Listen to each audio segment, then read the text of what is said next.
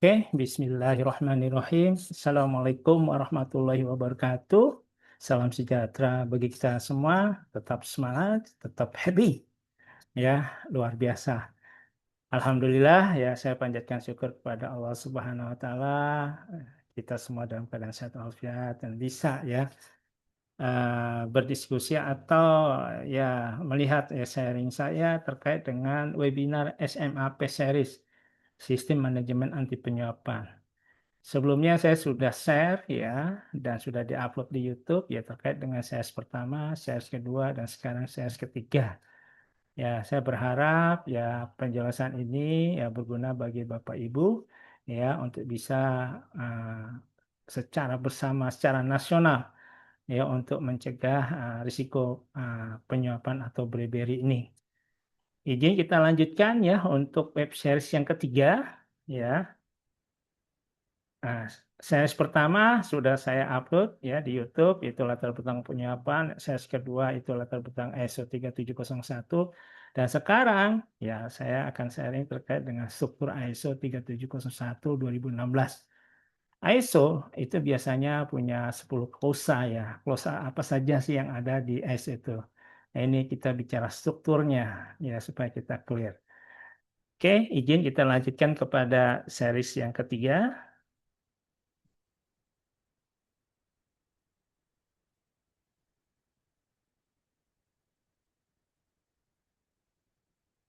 Nah, ini ya kita akan breakdown ya struktur ISO 3701 seperti apa dan apa yang harus kita lakukan ya agar seluruh penerapan kita sesuai dengan klausa-klausa yang ada di ISO 37001. Nah, tapi sebelum kita lanjut ya, hampir seluruh ISO itu mempersyaratkan harus dilakukan PDCA, Plan Do Check Act. Dan ini juga diterapkan di ISO SMAP 3701. Jadi PDCA ini harus dilakukan secara terus-menerus. Dia semacam siklus yang tidak boleh berhenti. Ya, jadi apa itu PDCA? Itu pertama plan, rencana. Nah, rencana-rencana itu biasanya ya dalam bentuk kita memiliki menetapkan pedoman kebijakan ya konteks ya dan sebagainya, konteks internal, konteks eksternal ya. Kemudian apa saja harus diimplementasikan ya. Adakah uh, kebijakan pedomannya sudah dibuat, sistemnya sudah dibuat. Nah, ini direncanakan plan. Kemudian setelah itu sudah ada kebijakan pedoman dan prosedurnya, ya kita lakukan do, kita implementasikan. Ya, nah setelah kita implementasikan, ya kita cek, ya kita awasi, kita monitor. Ini benar nggak sih apa yang sudah kita lakukan efektif atau tidak? Apakah yang sudah kita lakukan sudah sesuai nggak dengan standar ISO yang kita gunakan? Nah, ini biasanya cek ini biasanya menggunakan instrumen audit ya atau assessment ya untuk mengevaluasi ya seluruh kegiatan kita selama setahun lalu ya terkait dengan SMAP ini ya kita cek apakah seluruh penerapan kita ya plan do-nya itu ya sudah selesai nggak dengan yang sudah dipersyaratkan oleh klausa-klausa yang ada di ISO 37001. Nah, setelah kita audit, kita assess, ya pasti ada gap. Nah, gap ini bisa dalam bentuk nanti kita sarankan adanya perbaikan atau rekomendasi atau area of improvement yang akan kita tindak lanjuti ya untuk menyempurnakan atau memperbaiki penerapan itu di tahun ke depan. Nah, hasil rekomendasi ini biasanya ada dalam bentuk roadmap program kerja ke depan dan itu nanti harus ditindaklanjuti oleh serious owner yang bersangkutan, oleh auditinya, oleh asesinya ya supaya nanti ke depan ya itu lebih baik lagi penerapannya. Dan ini terus dilakukan setiap tahun. Ya, jadi semakin lama ya uh, penerapan SMA semakin sempurna ya dan efektif. Hampir semua ISO menyarankan kita melakukan siklus PDCA ini. Nah, sekarang klausa-klausa apa aja sih yang ada di dalam struktur ISO ya? Nah, Yang ada dalam struktur ISO itu ada 10 clause dan plus 22 annex. Ya, jadi ada ada klausa 1 sampai 3 ya, tapi yang penting ini adalah yang biasa diaudit ya untuk seluruhnya dan biasanya walaupun klausa 1, 2, 3 juga diaudit, tapi yang utamanya adalah ya implementasinya adalah klausa 4 sampai klausa 10. Nah, ketika kita menerapkan SMAP sesuai dengan klausa 4, apa aja yang harus disiapkan? Ya, kita pertama harus menentukan konteks eksternal dan eksternal. Ini perusahaan beradanya di lingkungan internal dan eksternal seperti apa. Ya, kemudian kita tentukan ekspektasi dari interest party kita, mitra kita. Nah, kemudian skopnya, ruang lingkupnya apa nih untuk menerapkan ya SMAP ini ya. Nah, kemudian kita melakukan Blueberry Risk Assessment. Nah, Blueberry Risk Assessment ini harus integrasi dengan ya penerapan risiko yang ada di perusahaan. Kalau perusahaan itu sudah menerapkan IRM misalnya dengan framework IRM ISO 31000, maka nanti worksheet-nya atau template register-nya atau proses assessment-nya atau proses risikonya harus mengacu kepada proses risiko yang sudah dilakukan dan ditetapkan oleh perusahaan yang bersangkutan. Jadi SMAP juga harus terintegrasi dengan ya, ISO 31000 ya. Dilakukan Blueberry Assessment. Nah, Blueberry Assessment dilakukan oleh seluruh ya unit kerja yang ada di dalam ruang lingkup ya dari penerapan SMAP ini. Ya, idealnya seluruh unit ya. Karena hampir seluruh unit ya itu terpapar dengan uh, risiko penyuapan. Ya, walaupun tadi yang pada series pertama saya katakan ada area-area kritikal yang barangkali sangat berpotensi ya terpapar dengan risiko penyuapan. Nah, ini fungsinya. Kalau kita sudah mengetahui ada identifikasi ada risiko BlackBerry, berarti ada sistem pengendalian yang lemah. Ya, sistem pengendalian ini akan menjadi target kita untuk kita mitigasi, dilakukan perbaikan ya supaya ke depan lebih efektif untuk bisa mencegah ya risiko penyuapan tersebut. Nah, 5 leadership. Hampir seluruh ISO menyarankan adanya leadership and commitment. ISO ini tidak akan berguna, pilihan efektif kalau tidak ada turn from the top. Tidak ada komitmen dan dukungan dari seluruh risk owner, manajemen, direksi, BOC, ya, di dalam menerapkan SMAP ini. Ya, jadi harus ada leadership and commitment, ya, kemudian menyatakan bahwa ada kebijakan anti penyuapan dan itu harus dideklar dalam bentuk dokumen, ya, yang resmi, dokumen perusahaan dan dideklar ya disampaikan kepada seluruh ya pegawai di perusahaan itu. Oke.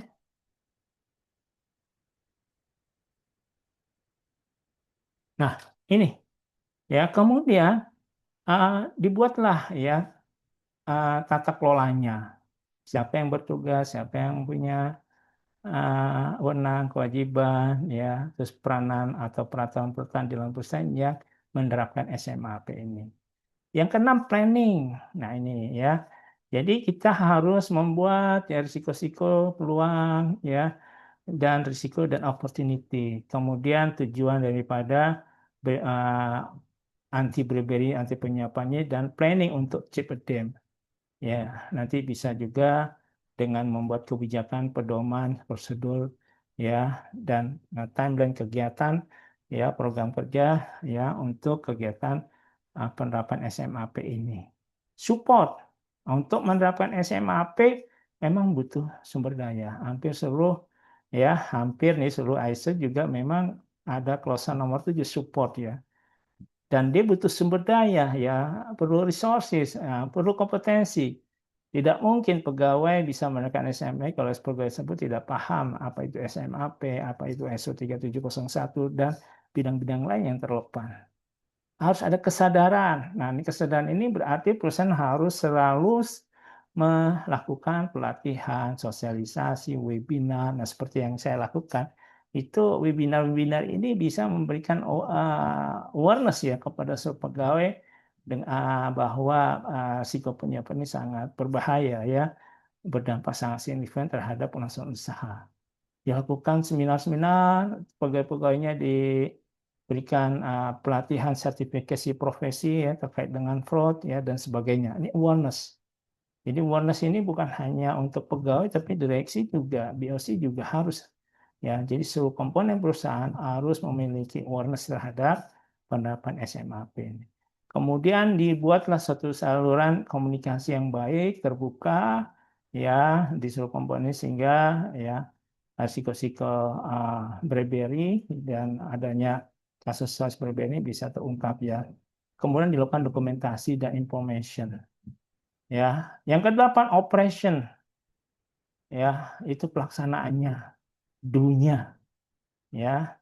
Jadi kalau plan, ya itu antara 4, 5, 6, 7, itu plan do-nya itu 8, ya, check-nya itu 9, ya, clause 9 dan act-nya itu adalah clause 10. Jadi kalau kita hubungkan PDCA dengan struktur ISO clause-clause ini, sekali lagi plan itu mencakup clause nomor 4 sampai 7, ya, do-nya itu operation, clause 8, 9 ini act, ya, check, nomor 9 check, dan nomor 10 ini clause-nya adalah act.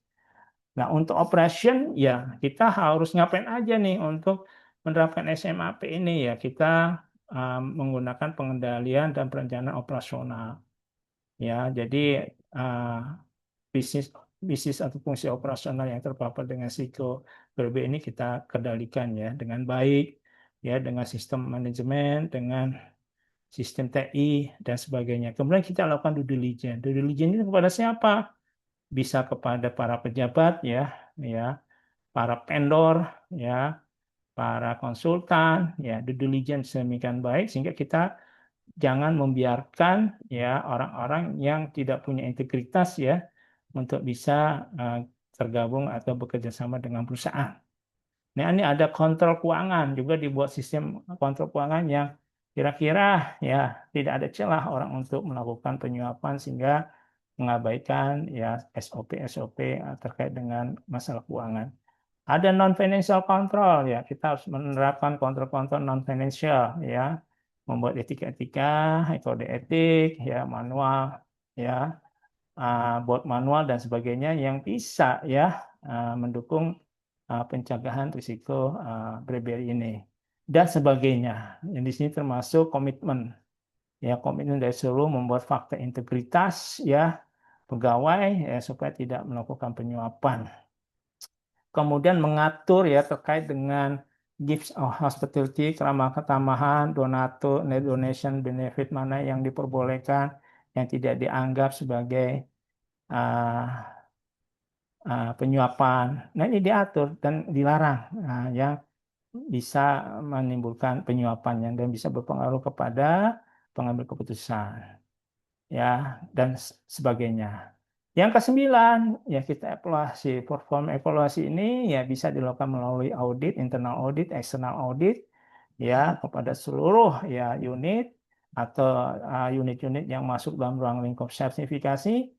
Ya, kalau memang punya sumber daya cukup besar, ya kita bisa melakukan audit kepada seluruh unit apakah sudah menerapkan SMAP ini sesuai dengan standar ISO 370 atau belum. Nah, kalau belum dan masih ada gap, nah hasil internal audit ini akan lahir sebagai rekomendasi atau laporan hasil audit yang berisi rekomendasi atau area improvement yang harus dilakukan oleh auditi atau asesinya. Nah, kemudian dilakukan peninjauan review ya, mungkin dengan organ-organ yang sudah dibentuk ya di dalam SMAP ya, ya seperti mungkin SMAP Steering Committee dan sebagainya. Nah, kemudian review setiap tahun. Kira-kira kegiatan penerapan SMAP dari bulan Januari sampai Agustus, September, Oktober seperti apa? Ada kekurangan atau tidak? Ada unconformity atau tidak terhadap klausa-klausa ISO dan adanya usulan perbaikan dan sebagainya. Ini dibahas di dalam manajemen review yang melibatkan direksi yang terkait dengan SMAP ini. Nah, kemudian mereview fungsi-fungsi compliance-nya. Apakah semua unit sudah comply sesuai dengan clause-clause yang ada dan ketentuan yang berlaku. Nah, hasil dari performance evaluation ini, maka ini harus ditindaklanjuti. Nah, ini ada di glosa 10 improvement, ya, peningkatan, penyempurnaan, perbaikan nih, ya. Jadi kita setelah mendapatkan rekomendasi atau area improvement dari hasil performance evaluation, ya kita harus tindaklanjuti, harus dipantau, dimonitor, benar nggak nih audit menjalankan ya tindak lanjut yang direkomendasikan pada hasil audit atau assessment. Ya, nah di sini kalau sudah dilakukan nih, kita berharap adanya continual improvement. Ya, jadi penyempurnaan peningkatan kualitas atau penerapan atau efektivitas SMA secara berkelanjutan. Jadi semakin lama ya kita berharap penerapan SMA PSO ini semakin efektif untuk mencegah ya terjadinya risiko penyuapan. Nah, saya kira demikian ya untuk yang series ketiga. Ya, struktur ISO 3701. Mohon izin, nanti kita akan lanjutkan webinar series yang keempat, yaitu tentang persyaratan ISO 3701. Seperti apa sih? Ya, sekali lagi, ilmu itu dari Allah. Kita manusia wajib menyebarkan ilmu yang berguna bagi umat manusia, bagi agama, ya, sehingga saya berharap mudah-mudahan hal ini menjadi amal jariah saya kelak. Mohon maaf kalau ada hal yang kurang berkenan dan tidak jelas, ya bisa kita lanjutkan dengan sesi berikutnya. Terima kasih. Mohon pamit. Wassalamualaikum warahmatullahi wabarakatuh.